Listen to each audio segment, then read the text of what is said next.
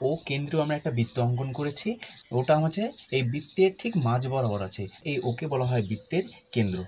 এবং দেখো ও কেন্দ্র দিয়ে একটা আমাদের সরলরেখাংশ পাস করেছে, যেটা বৃত্তকে সি বিন্দু এবং ডি বিন্দুতে ছেদ করেছে, তাহলে এই সিডিকে বলা হয় বৃত্তের ব্যাস।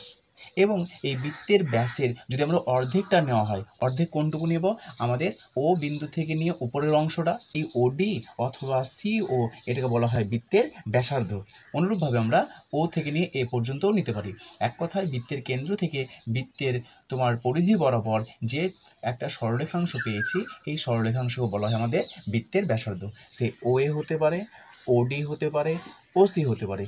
তার ব্যাসার্ধ আর ব্যাসের মধ্যে সম্পর্ক কি? টোটাল সিডি হচ্ছে আমাদের ব্যাস, তাহলে এই ব্যাসের যে অর্ধেক পেয়েছি তার নাম হচ্ছে আমাদের ব্যাসার্ধ। অনুরূপভাবে দেখো, যেটা আমাদের কেন্দ্র দিয়ে পাস করেনি, কেন্দ্র দিয়ে যায়নি, কিন্তু এই পি কিউকে বলা হয় বৃত্তের জ্যা। বৃত্তের বৃহত্তম জ্যা হলো বৃত্তের ব্যাস।